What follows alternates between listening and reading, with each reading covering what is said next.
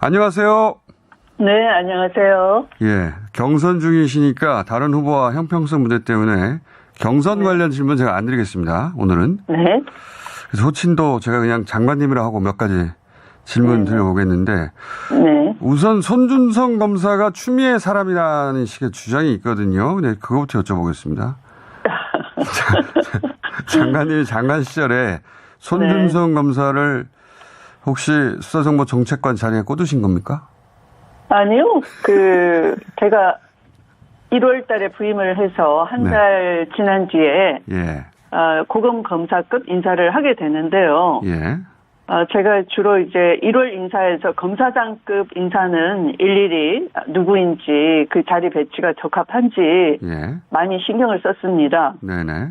그런데 그 밑에 있는 인사에 대해서는 검찰 조직의 어떤 독립성이라든지 그런 걸 제가 존중해 주고 싶어서, 여러분들이 서로 상의해서 하세요라고 거의 많이 일임을 했었어요. 네네. 네, 그래서 개별적으로 알 수도 없고요.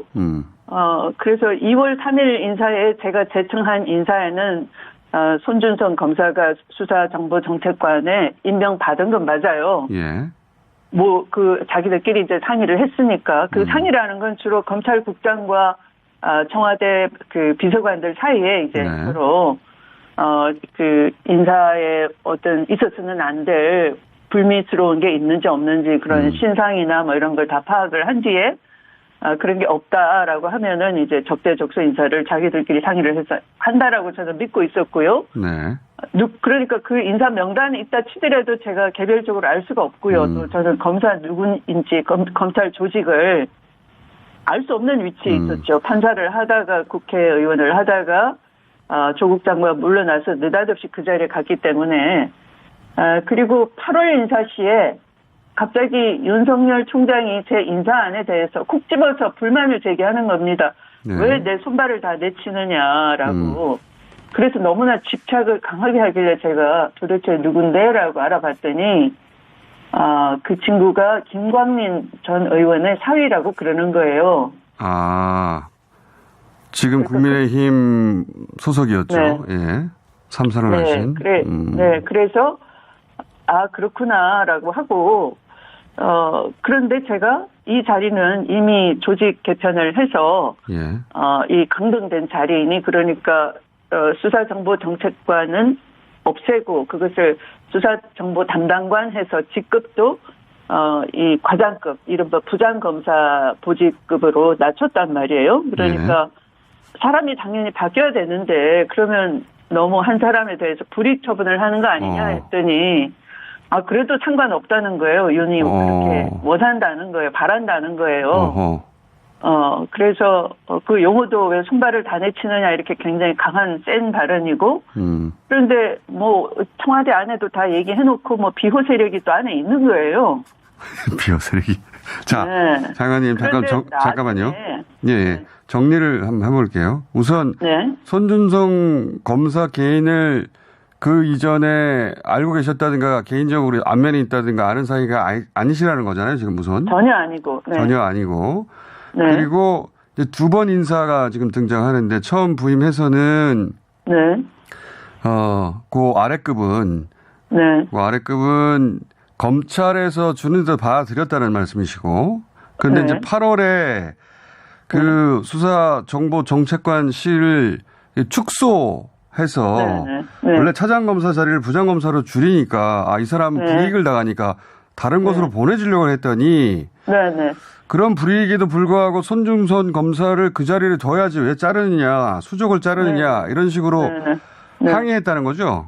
그렇죠. 저는 이제 일선에 그 차장 자리로 이렇게 내보내는 인사 명단이 있었는데 갑자기 집착을 해서 알아보니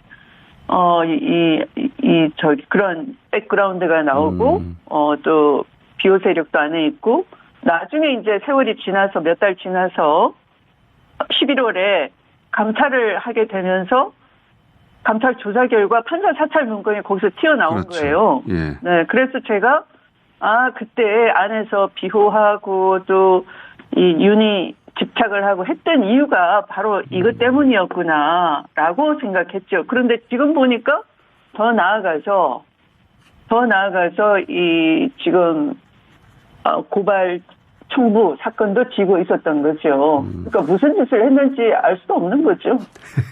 그러니까 네. 그때 이제 윤 총장 징계건으로 크게 이제 논란이 됐을 때 징계 사유에 등장하는 것이 이제 판사 사찰 문건인데 그 네. 문건이 이 수사정보정책관에 의해서 작성됐다고 그때 네. 지적을 하셨는데 그때 이제 손준성 검사가 등장하는 거죠. 그렇죠. 예.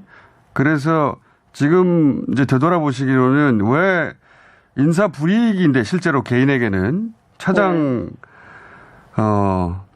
자리에 가야 할 사람을 이제 부장검사가 가야 될 자리로 강등시킨 거와 마찬가지 아닙니까? 네. 예.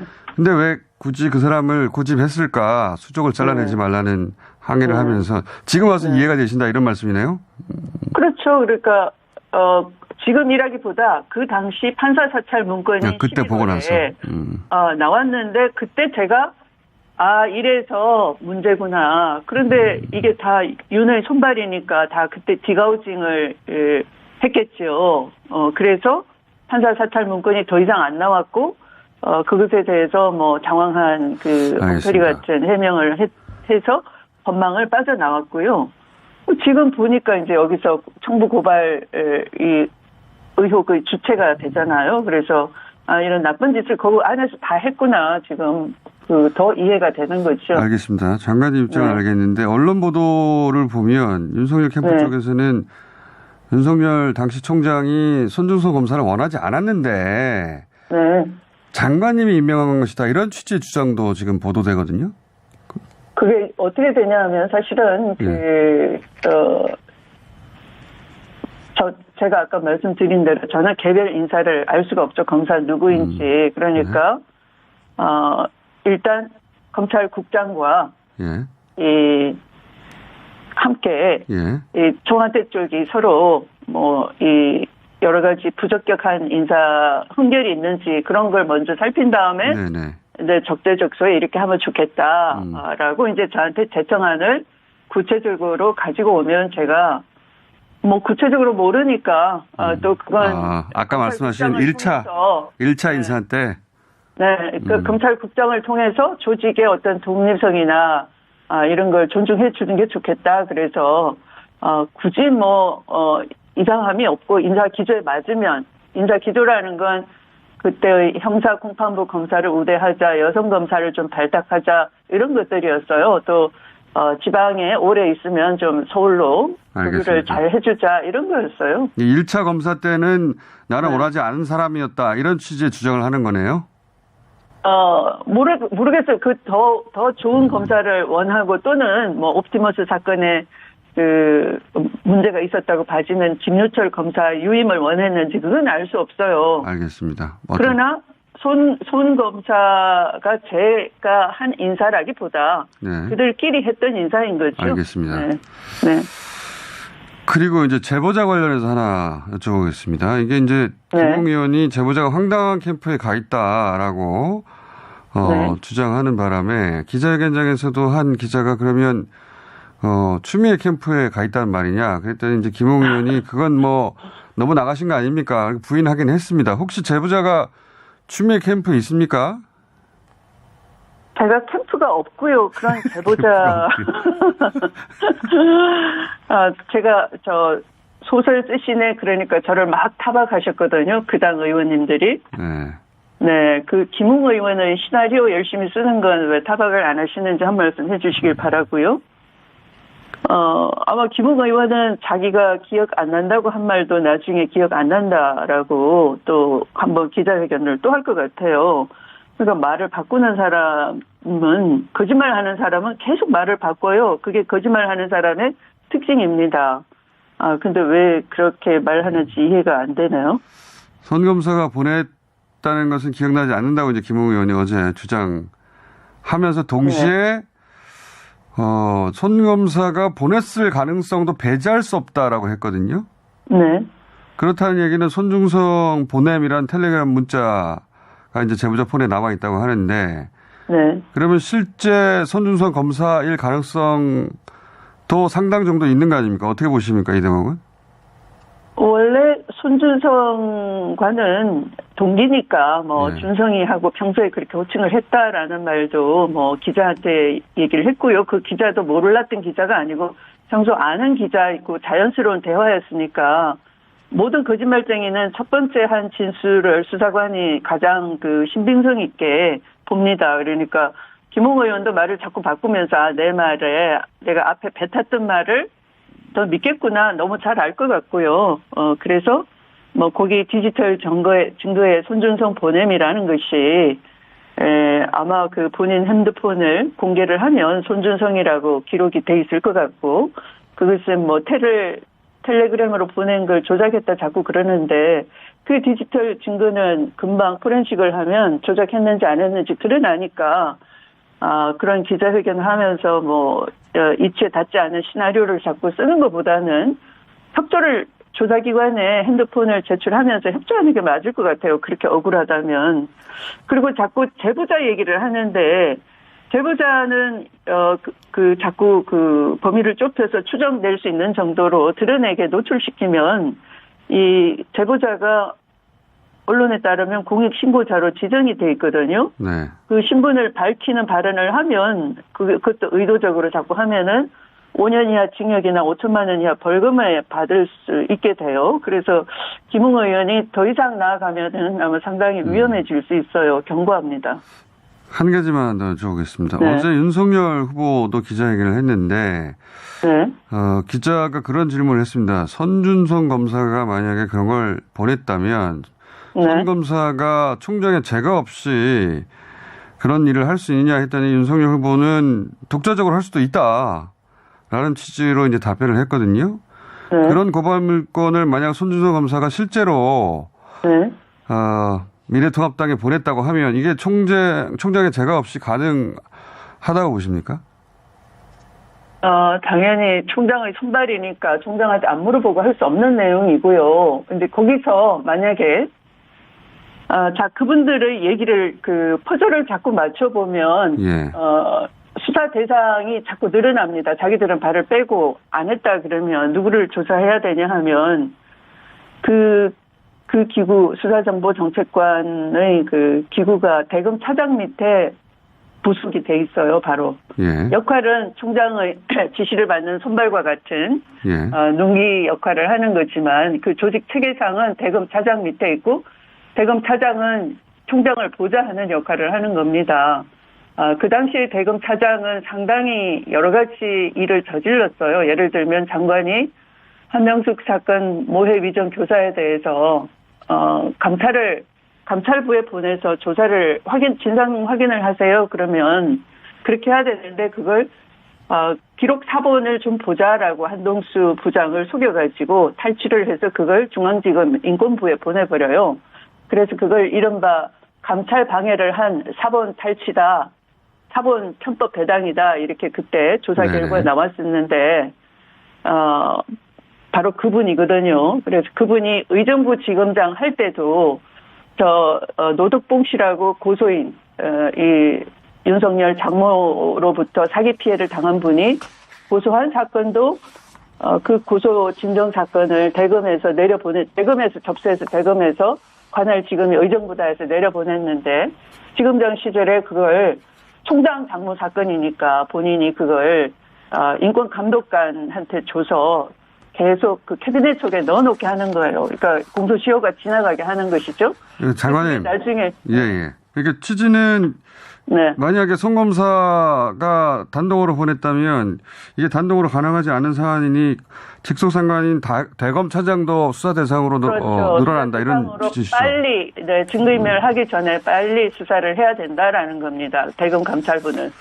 알겠습니다. 오늘은 여기까지 하고요. 이 사안에 관련한 주장들이 계속 나오니까 전직 장관으로 저희가 또 연결하겠습니다. 예. 네. 경선은 잘 치르시고요. 예. 네, 고맙습니다. 경선 관련해서는 다른 후보들과 함께 자리를 마련해서 다시 모시겠습니다. 감사합니다. 네네. 네. 예, 추미애 전 장관이었습니다. 안녕하세요. 네, 안녕하십니까. 요즘 기자회견들이 많아가지고 말이죠. 기자회견만 따라가기도 벅찬데 기자회견 중심으로 얘기를 오늘 좀 해보겠습니다. 우선 김웅 의원이 먼저 기자회견을 했습니다.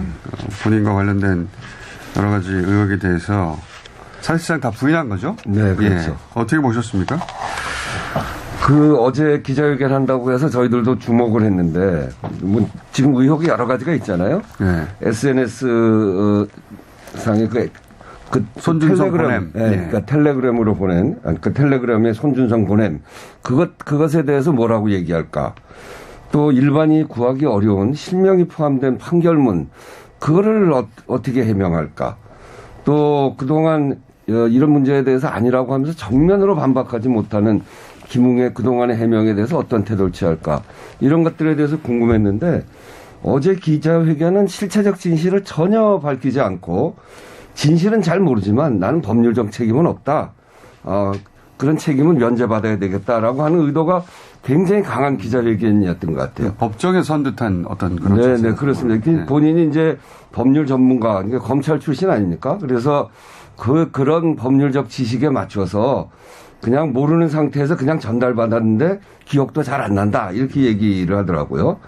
기억도 기록도 없다. 예, 기록도 없다. 근데 지난번에 조국 조국 법무장관 같은 경우에 10년 전의 일도 그 가족이 관련된 표창장 관련해서 10년 전의 일도 기억해내라고 막 닥달하던 검찰 출신인데 1년 전 것도 기억을 못한다고 하니까 참으로 어이가 없더라고요. 그래서 대부분 기억이 안 난다고 하면서 의혹만 키운 그런 기자회견이었다. 이렇게 생각합니다. 홍문표 의원님도 아쉬운 점이 있었을 것 같아요. 그죠? 어제 김웅 의원의 기자회견은 저는 아쉬웠습니다. 예. 기억이 안 난다. 그걸로 그 기자회견을 하는 내용이었다면은 저는 아는만 못하다고 생각이 됩니다. 그런데 이제 원점으로 돌아가면은 윤 총장 최측근이 고발장을 썼냐 안 썼냐 이게 지금 우리 모든 사람들의 관심이고 화제고. 손준성 검사. 예, 이제 정치적 쟁점이 이제 됐는데 그걸 이제 조금 더 나가면은 윤 총장과는 전혀 관계가 없다. 또 검찰 쪽에서 받은 게 아니다. 이제 이런 부분은 지금 정식으로 어디입니까? 뉴스 버스. 버스. 예. 뉴스에서 지금 공개할 때 이 부분은 왜 KBS하고는 공개를 안 했는지. 그게 이제 저는 사실 지금도 아쉬움으로 남아요.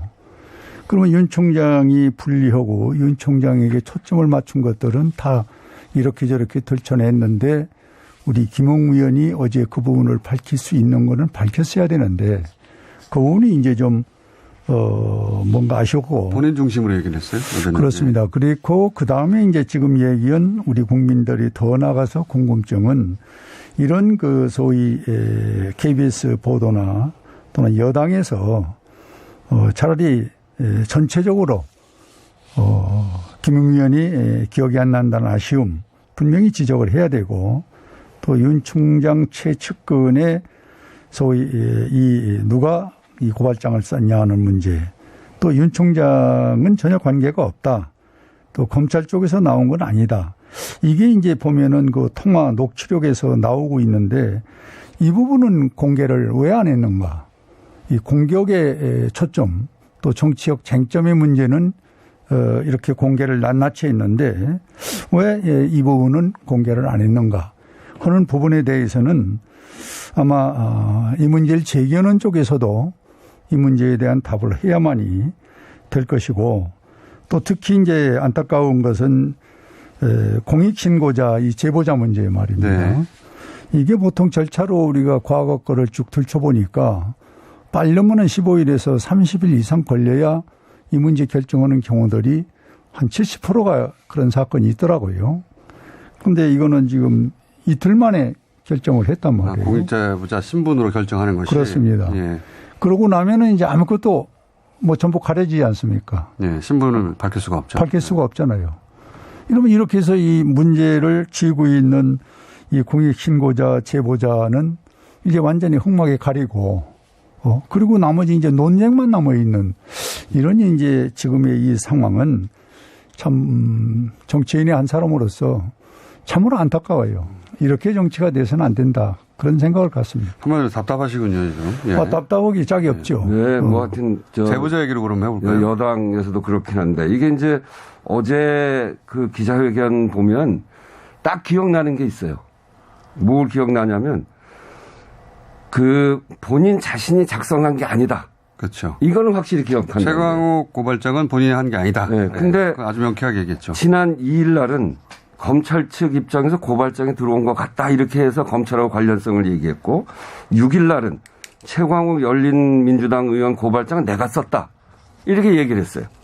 그리고 어제는 안 썼다 이렇게 얘기를 했단 말이에요. 그러니까 본인 편한 거, 그러니까 법률가로서 내가 책임질 수 없는 일에 대해서는 빠져나가기 위한 그런 기자회견이었는데 이거는 진짜 비겁한 짓이죠. 이제 그 검찰하고의 관련성 문제에 대해서도 그렇게 얘기를 했는데 손준성 대검 수사정보 정책관이 김웅에게 보냈다는 2020년 4월 달의 고발장, 예. 그것과 작성된 고발장, 나중에 제출된 고발장 이런 걸 보면 거의 똑같습니다. 심지어는 고발장 유튜브 조회 건수가 57만 건이라고 얘기하던데 그거 그대로 써져 있는데 이거 고발할 때 4개월 후에 보면 91만 건이거든요. 그러니까 그쪽에서 넘어왔다는 고발장을 그대로 베낀 거예요. 몇 가지만 조금 고쳤어요. 고민정 의원에 대해서 후보자라고 얘기했던 거를 당선자라고 얘기하고 그건 이제 시기가 좀 바뀌었으니까 그렇겠죠. 이렇게 해서 그대로 베낀 거를 이게 무슨 관련이 없다거나 나는 모르겠다거나 이렇게 해서 이제 피해갈 수 있는 문제가 아니죠.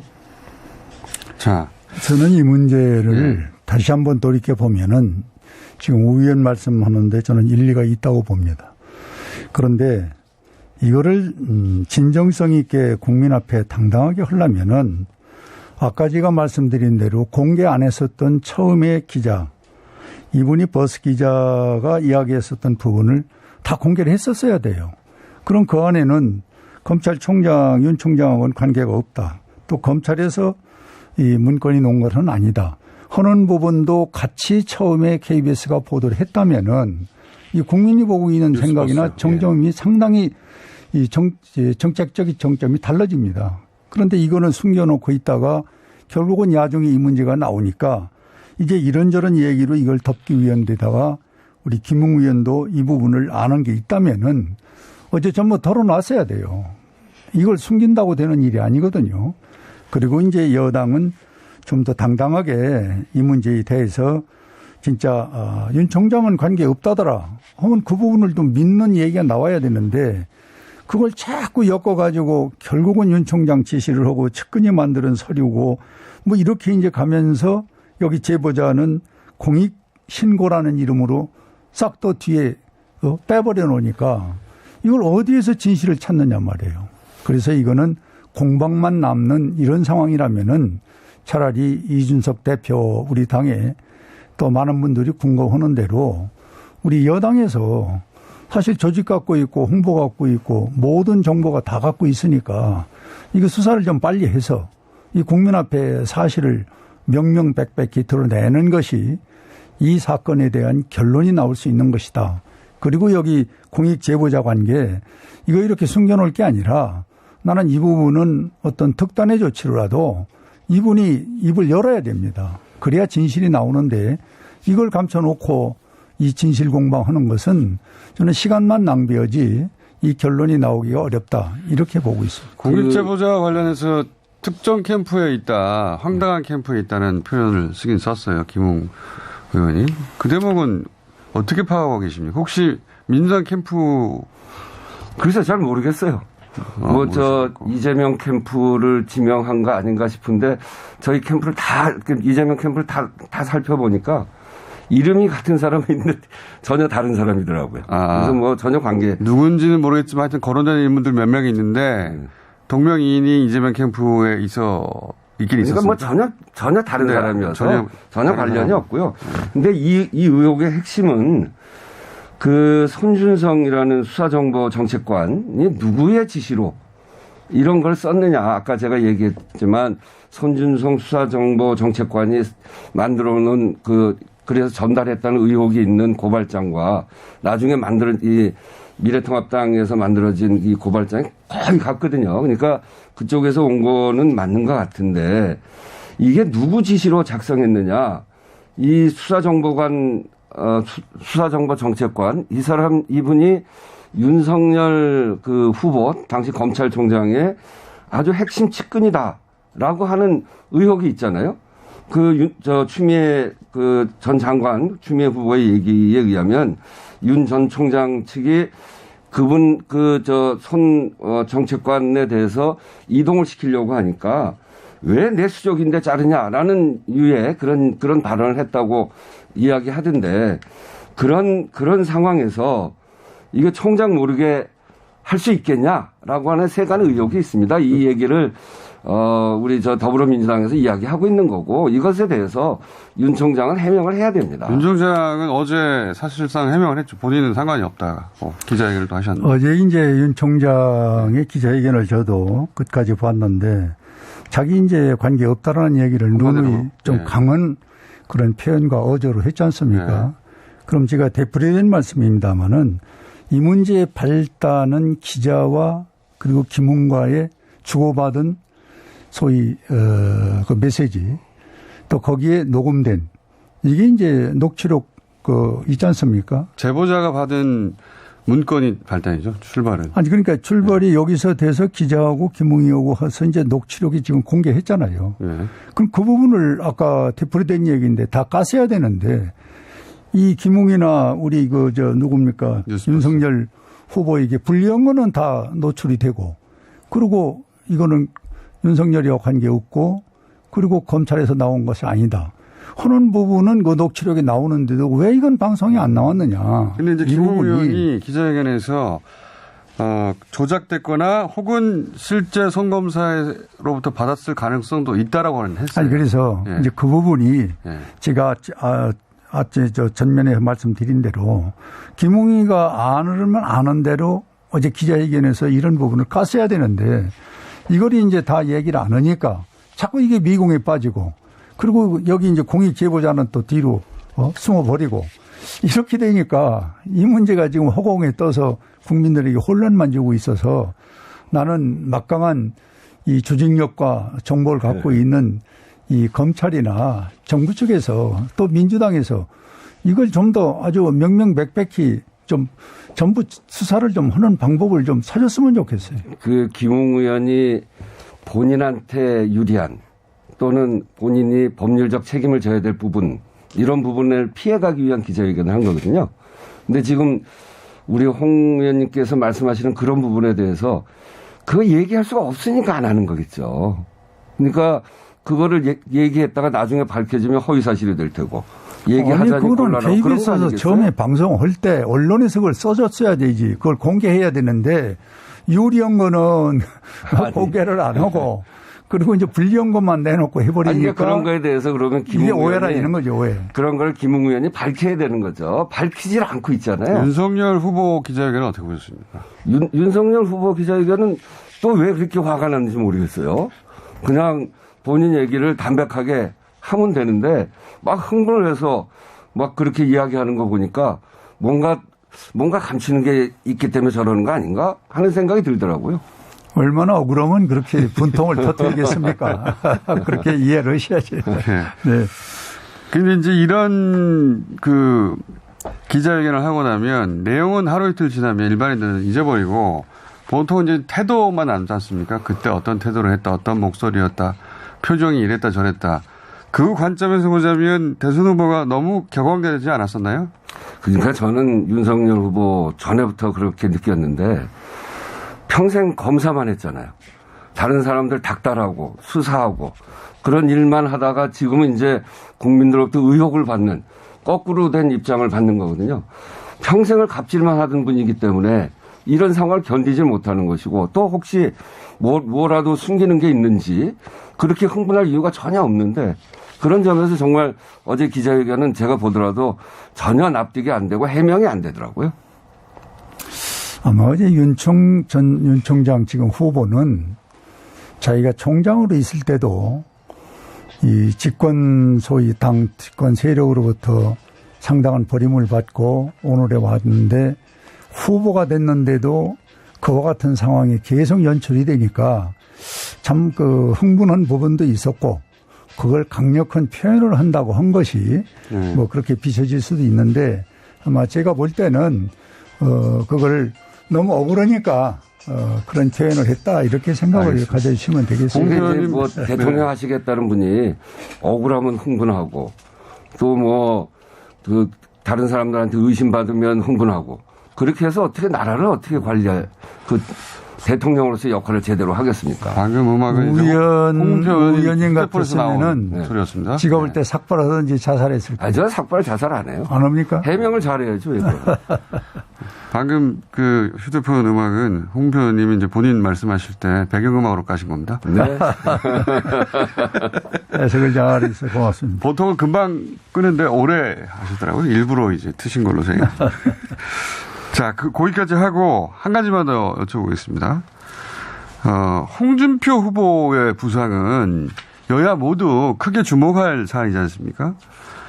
이 추세는 계속 갈 거라고 보십니까? 어떻게 해석하십니까? 여당 입장에서는 이게 유리한 신호인가요? 불리한 신호인가요? 아니면 전망은 어떠십니까? 글쎄 이제 앞으로 지켜봐야 되겠는데요. 홍준표 후보는 그래도 정치를 오래 하신 분이고 정치적으로 보면 기본이 있으신 분이죠. 그런데 그동안 이제 윤석열 후보에 의해서 지지가 이렇게 억압돼 있었던 상황 아니겠어요?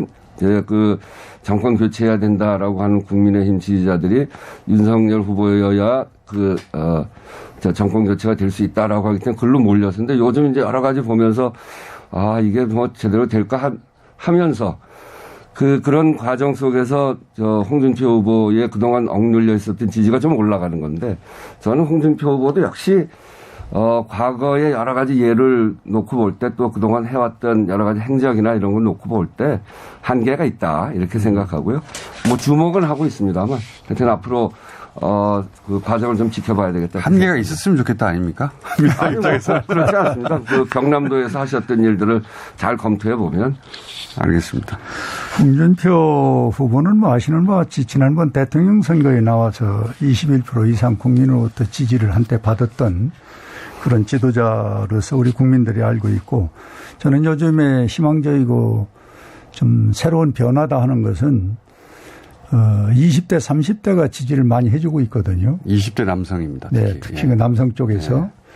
20, 30대의 남성 여성들은 이 대한민국의 희망이고 미래의 비전을 갖고 있는 분들인데 그분들의 새로운 시각에서 홍준표 후보에 대한 관심을 가지고 지지를 해준다는 것은 저는 앞으로 계속 이 문제가 상승적인 그런 무드로 갈 수 있다. 그리고 국가를 위해서 미래를 위해서도 20대의 30대의 이와 같은 지지는 정치인으로서 상당히 고무적이고 희망적이다. 이렇게 봅니다. 그래서 이제 박빙의 승부로 들어갈 수도 있을까요? 양강이 됐어요, 사실상은. 예. 야당에서는. 저는 우리 당에서 이와 같이 치고 오르는 세력 그리고 더 잘하려는 세력이 한 그룹으로 만들어진다면은 그건 대권에 우리 희망적이다. 이런 생각을 갖고 우리 모두가 다 희망적으로 지켜보고 있다. 이런 말씀을 드립니다. 희망을 말씀하시는데 얼굴이 좀 어두우신 것 같은데. 아, 그래요? 자, 오늘 여기까지만 하겠습니다. 네. 자, 우원식 의원님, 홍준표 의원님이었습니다. 감사합니다. 네, 감사합니다. 감사합니다.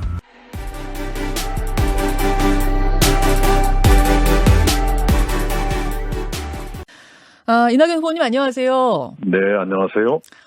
상당히 고민이 깊으셨다고 들었습니다. 뭐 보통 일이 아니니까 당연히 그러셨을 것 같은데요. 그럼에도 불구하고 최종 결심을 하시게 된 이유는 뭘까요? 네, 그만큼 절박했습니다. 지금 대한민국이 어디에 서 있는가, 잘못하면 어떻게 될 것인가, 고민하지 않을 수 없었고요. 예. 그 상황에서 잘못된 선택의 여지가 생겨서는 안 되겠다. 저라도 모든 것을 던져서 잘못되지 않도록 해야 할 역사적인 책임이 있다. 이런 판단을 해서 그런 배수의 진을 치게 된 겁니다. 네. 아마도 가장 마음에 걸리시는 부분은 종로 구민, 그러니까 지역구 분들이었을 것 같습니다. 그분들께 먼저 한 말씀 좀 하시겠습니까? 네, 저를 4년 임기의 21대 국회의원으로 만들어 주셨고 60% 가까운 높은 지지를 보내주신 종로 구민들께는 참으로 죄인된 심정입니다. 그리고 제가 꽤 오랜 기간 동안 고심을 했던 이유도 바로 종로 구민들에 대한 저의 의무 때문이었습니다. 네, 그럼에도 불구하고 이 길을 갈 수밖에 없었던 이유는 정권 재창출을 해야 한다. 정권 재창출도 성공적인 다음 정부를 출범시켜야 한다는 절박한 마음 때문에 그냥 평상적인 저의 자세로는 그것이 만만치 않다고 판단했기 때문에 비상한 각오를 할 수밖에 없었다는 걸 우선 종로 구민 여러분께 사죄드리면서 양해를 구합니다. 정권 재창출을 해야 한다. 그것도 성공적인 정권 재창출이 돼야 한다라는 절박한 심정이라고 지금 말씀을 하셨어요. 네네. 앞서서는 잘못된 선택을 또 막아야겠다는 생각도 하셨다고 말씀하셨습니다. 네. 사실은 정권 재창출을 하더라도 이낙연이 아닌 다른 후보가 할 수도 있지 않느냐라고 질문을 한다면요. 지금 물론입니다. 그런데 비교적 높은 지지를 받고 계시는 분들이 좀 불안합니다. 그리고 그분들의 정책이라든가 살아온 궤적이 좀 걱정스러워서 그런 결심을 하게 됐습니다. 어제 기자회견에서 특히 강조하셨던 대목이 바로 이 부분과도 좀 통하는 것인가 싶은데 대선 후보의 자격에 대해 말씀하셨어요. 네. 민주당이란 이름에 부끄러움이 없는 대선 후보가 뽑혀야 한다. 조금 더 구체적으로 그 자격에 대해서, 그러니까 머릿속으로 구상하시는 자격에 대해 설명해 주실 수 있을까요? 예. 제가 이런 말씀을 드렸죠. 5.18 시민군들은 왜 죽음의 위협 앞에서도 도청을 지켰을까? 김대중 대통령은 왜 수많은 죽음의 고비를 넘어가면서도 대통령이 되셔야 했을까? 노무현 대통령은 왜 모멸과 좌절 앞에서도 지역주의 장벽에 대한 도전을 포기하지 않으셨던가? 바로 뭔가의 가치 때문 아니었겠는가? 예, 그 가치가 이번에 지켜지고 있는 방향인가? 걱정스럽다 하는 그런 취지지요.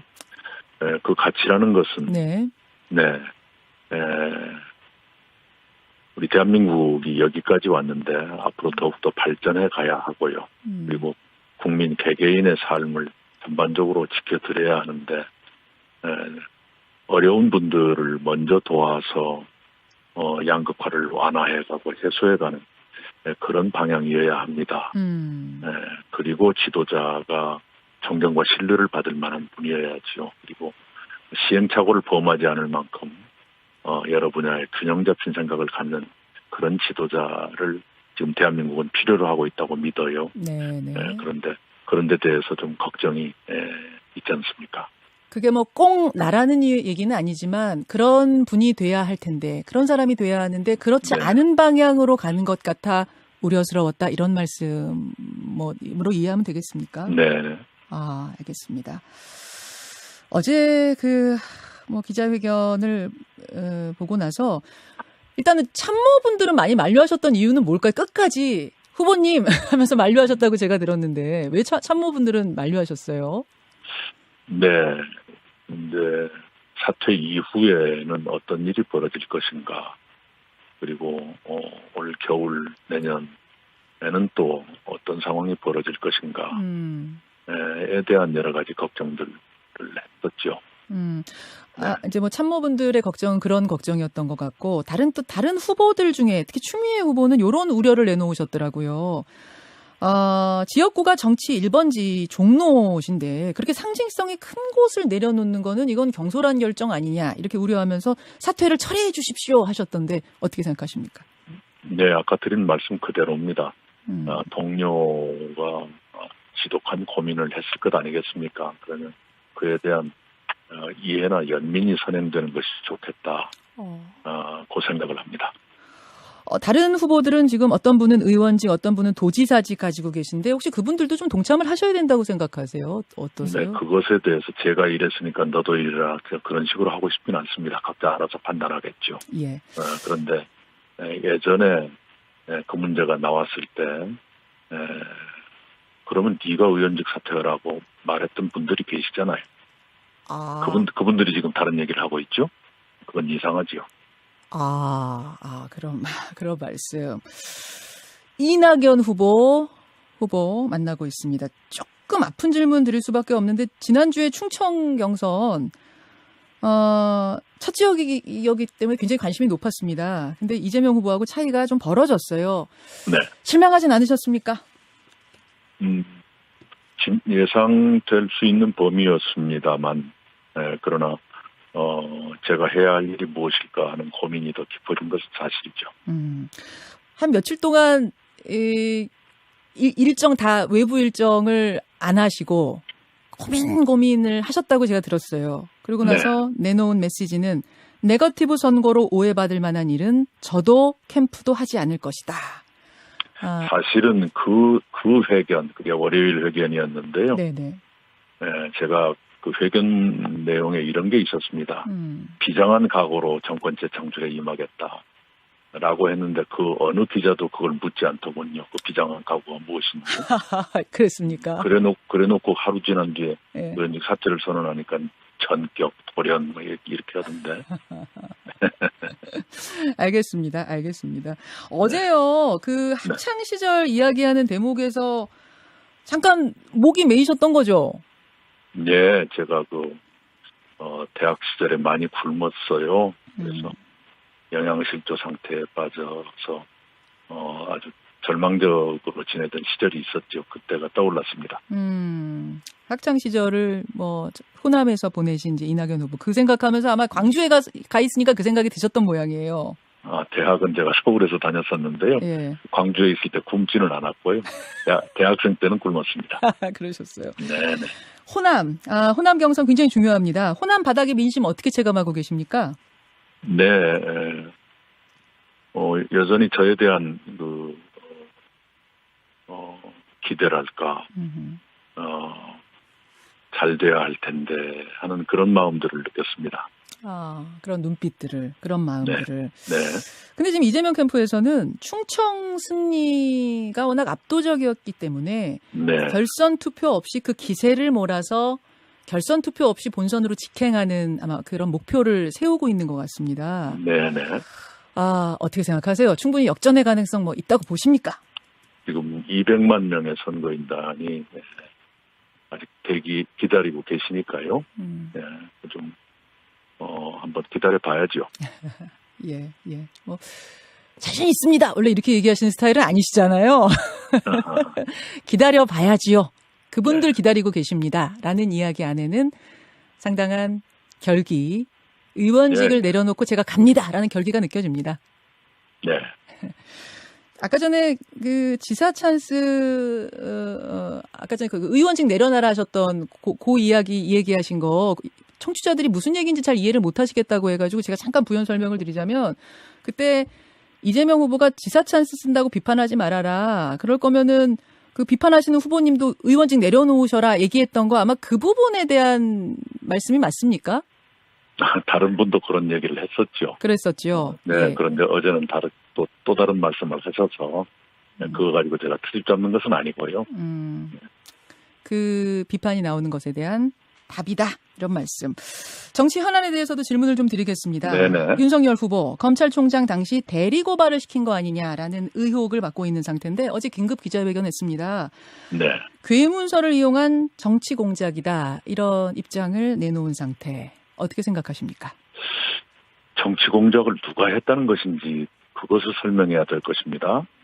국민의힘 국회의원이 전달을 한 것 같지요? 그걸 본인이 부인하지 않고 있는데요.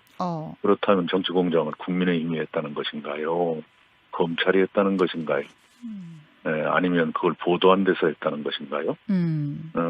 지금 저희 민주당에서 한 일이 전혀 없지 않습니까? 근데 누가 정치 공작을 했다는 것인지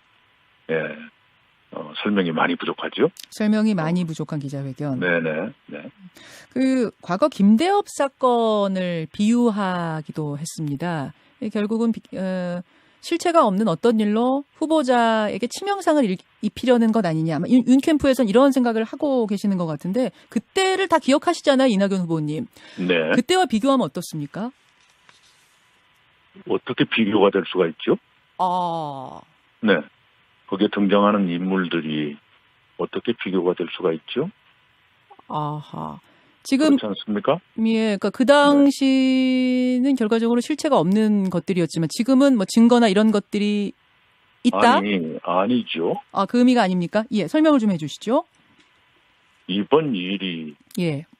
보수 언론 출신의 한 언론인이 취재를 해서 보도를 했고 그 취재 과정에서 국민의힘 소속 국회의원의 역할이 확인된 것 같고 그 의원에 따르면 현직 당시의 현직이죠. 네. 검찰총장의 최측근이 뭔가를 했고 이렇게 돼 있잖아요. 그렇다면 그 어디에 공작이 있었는지 그것을 설명해야죠. 예. 네. 국회 말씀하십시오. 거기에 정부 여당은 아무런 역할도 없는데 누가 공작을 했다는 것이 국민의힘이 공작했다는 것인가요? 언론이 공작했다는 것인가요? 아니면 윤석열 씨 자기의 측근 그 누구 하는 사람이 공작했다는 것인가요? 설명이 앞뒤가 안 맞거나 설명이 많이 부족하죠. 설명의 진실성도 믿어지지 않고요. 그렇군요. 국회 차원의 진상조사가 있다면은 얼마든지 국회에 나가서 답하겠다, 불러달라 이런 입장을 어제 윤석열 후보가 밝히기도 했는데요. 잘 됐네요. 빨리 했으면 좋겠어요. 빨리 불렀으면 좋겠다는 말씀. 네네. 그러니까 출석을 요청해야 된다고 보세요. 왜냐하면 어제 다양한 의견들이 나왔는데 네. 국회에 출석할 생각하지 말고 공수처 소환에 잘 응하십시오. 뭐 이런 여당 의원 반응도 나왔고 국회로 부르는 것에 대해 조금 마뜩지 않아 하는 분들도 계시는 것 같더라고요. 이 후보님께서는 부르는 게 마땅하다고 보십니까? 아니 부르는 게 마땅하다가 아니라 그분이 부르면 가겠다고 했으니 예. 부를지 말지는 국회가 결정을 해야지요. 그리고 지금 법무부와 검찰이 감찰을 하고 있지 않습니까? 예. 네네. 그 의혹의 대상자가 내가 어떻게 하겠다라고 말하는 건 앞뒤가 안 맞는 것이죠. 그런 의미시군요. 네네네. 자, 마지막으로 경선 투표에 참여하고 계신 민주당 당원들 또 국민들께 끝으로 한 말씀 하시죠. 네, 이번 선거가 얼마나 중요한지 다들 아실 겁니다. 우리가 수십 년 동안 지켜왔던 가치, 특히 민주당이 중요시했던 가치들 이번에 어떻게 구현할 것인가 투자자들 한 분 한 분이 모두 진지하게 생각하고 계시리라 믿습니다. 그런 가치에 걸맞는 부끄럽지 않는 후보를 꼭 내주시기 바랍니다. 그래야 내년 대선에 이길 수 있고 이겨야 역사의 바람직한 발전을 우리가 가져갈 수 있다 이렇게 생각합니다. 부끄럽지 않은 후보, 아까 전에는 그 존경, 신뢰 이런 것도 굉장히 중요한 부분이라고 말씀하셨어요. 근데 지금 말씀하시면서는 부끄럽지 않은 후보를 뽑아야 본선 승리도 가능하다. 이렇게 생각하시는 걸까요? 네. 알겠습니다. 여기까지 오늘 말씀 듣도록 하죠. 이낙연 후보님 고맙습니다. 감사합니다. 더불어민주당 이낙연 대선 경선 후보였습니다.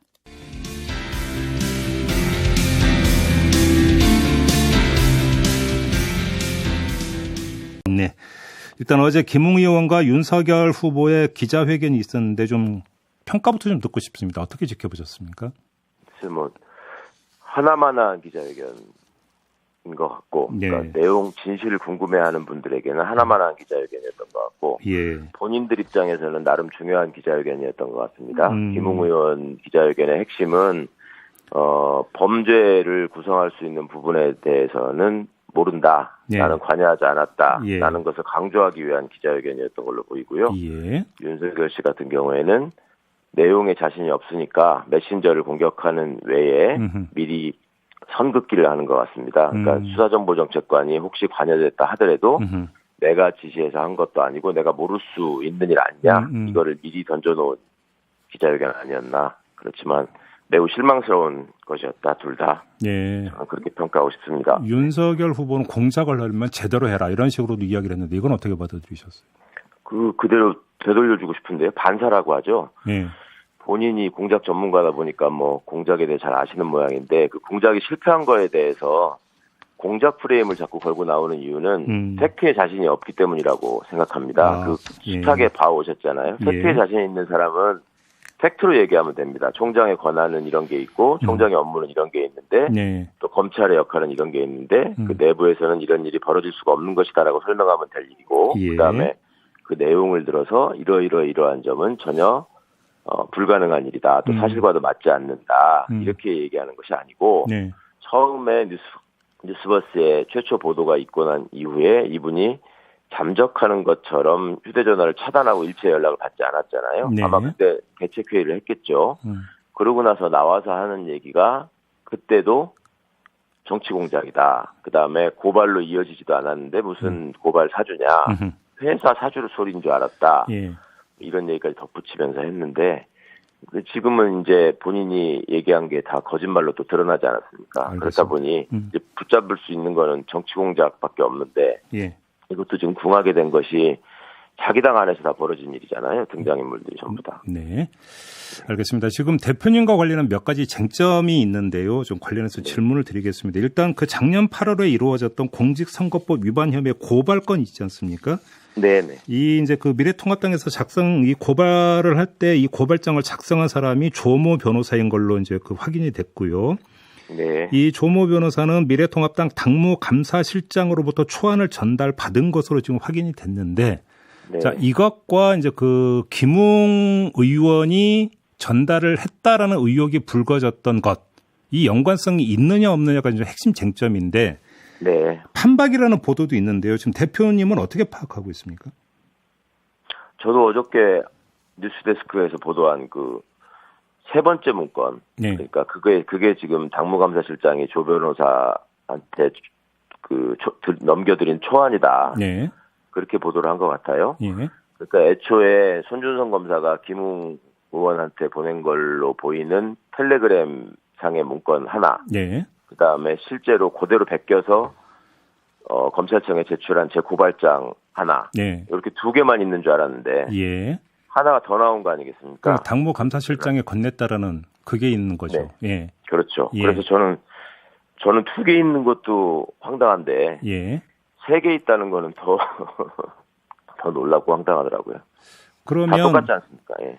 그러면 예를 들어서 이제 그 손준성 검사가 작성을 해서 김웅 의원한테 건넸다라는 의혹이 대상이 되는 그 고발장 내용이 있지 않습니까? 근데 이게 그러면 당무감사실장한테 가서 거기서 당무감사실장에 의해서 조모 변호사한테 전달이 된 거다. 이렇게 지금 추정을 하시는 겁니까? 그 내용의 일치를 볼 때 그렇게 추정하는 거 외에 다른 추정이 가능할까요? 아, 그래요? 그러면 만약에 지금 그 대표님의 추정이 사실이라고 가정을 한다면 이거는 지금 개인적 차원에서 움직인 게 아니라 그러니까 미래통합당 지금의 국민의힘의 당 조직이 움직인 거다 이렇게 봐야 되는 겁니까? 우리 이준석 대표도 이제는 당이 움직인 걸로 인정하고 내부 조사를 해봐야 되겠다. 사실상 그렇게 얘기하는 거 아닙니까? 그전까지는 당이 공식적으로 받은 게 없으니 당은 할 게 없다라는 식의 불구경 얘기였는데 이제는 그 얘기를 못 할 것 같은데요. 그리고 실제로도 그렇게 얘기를 못 했고 확인하겠다고 하지 않았습니까?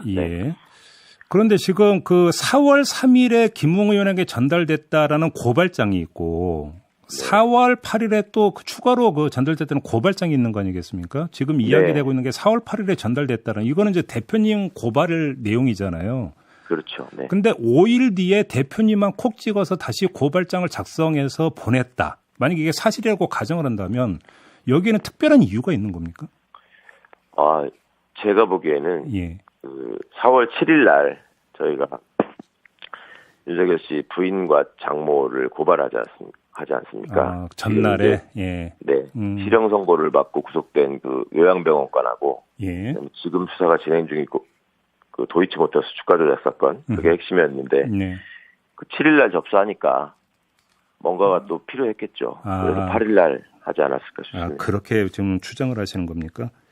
타임라인으로는 그렇게밖에 추정이 안 됩니다. 알겠습니다. 그다음에 또 하나가 이제 그 공직선거법 위반 사건 항소심 재판부가 어제 고발 사주 의혹에 대한 사실 확인이 필요하다라는 입장을 밝혔는데 이걸 어떻게 해석을 해야 되는 겁니까? 대표님은 어떻게 해석을 하세요? 저희가 이제 이 사건뿐만 아니라 다른 사건에서도 뭐 검찰의 잘못된 기소, 그러니까 네. 공소권 남용을 계속 주장했었는데요. 네. 법률을 공부해 보신 분들은 아시겠지만 이 교과서에 나와 있는 명확한 이론이고 대법원 판례도 있는데 형사재판을 하는 판사들은 공소권 남용 적용하는 거를 굉장히 꺼립니다. 왜 그래야 되는지는 잘 모르겠는데 예. 그걸 그렇게 제대로 하지 않아서 검찰이 이 재판을 우습게 알고 그렇게 이제 이상한 공작을 펼치게 되는 이유가 되기도 하는데요. 그런데 그 공소권 남용 주장에 대해 대개는 귀담아 듣지 않거든요. 예. 실제 제1심 판결 과정에서도 그랬고. 예. 근데 이번에는 이 사안의 심각성을 재판부가 인지한 것 같고, 저희한테 별도로 그런 요청까지 했습니다. 그러니까 이제 항소 이유서를 쓸 때만 해도 이 사건이 터지기 전이잖아요. 예. 그래서 내용을 잘 모르고 있었잖아요. 그러니까 항소 이유서에 지금 포함되지 않았으니 이렇게 불법 고발 사주가 이루어졌을 때 이게 법리적으로 공소권 남용에 해당한다는 점을, 그러니까 공소제기의 절차에 위반된다는 점을 좀 검토해서 추가해 주십시오. 예. 이렇게 주문을 하더라고요. 그러면 그러니까 이게 이제 그 대표님 또 변호사이시기도 하니까 여쭤보는 건데 네. 만약에 지금 제기된 의혹이 사실로 확인이 된다면 이건 부당한 네. 공소 제기이기 때문에 지금 재판 진행 문제도 다시 검토가 돼야 된다. 이런 뜻이 깔려 있는 것으로 해석을 해야 되는 겁니까? 물론이죠. 네. 그렇게 해석을 해야 법리상 되는 뭐 그건 법리상 당연한 일이고요. 그러면 지금 항소심 재판은 그러면 이 사실관계가 확인이 될 때까지 스톱이 되는 겁니까? 어떻게 되는 겁니까? 뭐 사실관계가 확인될 때까지라기보다는 예. 사실관계 확인이 반드시 필요하다. 예. 그래서 지금 어제 재판부의 설명은 원래 선거법 사건은 빨리 끝내는 게 법에 규정돼 있잖아요. 예. 그래서 1심은 6개월 안에, 뭐 2심은 3개월 안에 이런 게 있는데 3개월의 기간은 지키지 못할 것 같다. 이 사실이 확인된 다음에 예. 정리해야 되지 않겠나. 이래서 이제 11월로 날짜를 잡은 겁니다. 그 안에는 뭐 드러나지 않을까 이렇게 생각한 것 같습니다. 그렇게 보는 거고요. 네. 마지막으로 지금 이제 대검 감찰부에서 조사가 진행 중이지 않습니까? 그래서 이게 이제 바로 수사로 전환해야 된다, 내지 공수처가 나서야 된다, 여러 가지 이야기가 있는데 대표님의 입장은 어떤 겁니까? 일단은 대검의 조치를 좀 지켜봐야 되는 때인 것 같습니다. 예. 감찰 조사를 통해서 제대로 이루어지기만 한다면은 그 내부의 전산 자료를 통해서 지금 문제되고 있는 실명의 판결문 문제, 예. 뭐 이런 것들을 포함해서 그 디지털 흔적들이 확인이 돼야 될 것 같고요. 네. 그게 바탕으로 이제 지금 제보자의 휴대전화는 제출돼 있는 상황이잖아요. 그렇죠. 그러면 그 포렌식 결과하고 대검에서 자체적으로 조사한 내부 전산망에서 나온 포렌식 결과를 아마 대조를 해볼 텐데, 네. 거기서 이제 미흡한 부분이 있으면 당사자인 손준성 검사에 대해서는 수사로 전환할 수 있겠죠. 곧바로. 네. 그거는 감찰부가 바로 전환할 수 있습니다. 그러니까 우선은 그런 과정을 지켜보는 게 가장 신속한 방법이 아닐까. 알겠습니다. 그리고 만약에 그것이 미진하다면 뭐 공수처 수사가 됐건 국정조사가 됐건 뭐 뒤에 또 이어져서 검증하는 게 있으니까 네. 예, 검찰이 그렇게 허투루 하지는 못할 것이다. 알겠습니다. 그렇게 생각합니다. 짧게 하나만 여쭙고 마무리할게요. 어제 윤석열 후보가 이제 검찰총장과 수사정보정책관의 관계에 대해서 언급한 거 있지 않습니까? 네. 그 이제 대표님 또 공직개혁 비서관도 지내시고 하셔서 잘하실 것 같은데 그 일단 설명은 그 설득력 있는 설명이라고 볼 수 있는 건가요? 어떻게 평가하십니까? 전혀 설득력이 없는 얘기죠. 그러니까 본인의 설명은 수사정보정책관이 개인적으로 돌아다니는 걸 보고합니까? 이런 설명에 불과하고 예. 그 총장이 지시하는 일만 원래 수사정책관은 하는 것이라는 거는 홍준표 대표도 이미 지적하신 바 있습니다. 근데 그 윤석열 후보는 뭐 이게 그 총장만 보고받는 게 아니라 대검 차장도 보고받는다, 또 이런 요지의 설명도 어제 있었는데 이건 어떻게 봐야 돼요? 본인은 제왕적 총장이었잖아요. 예. 알겠습니다. 인터뷰 마무리할게요. 고맙습니다, 대표님. 네, 감사합니다. 네, 지금까지 열린민주당의 최강욱 대표였습니다.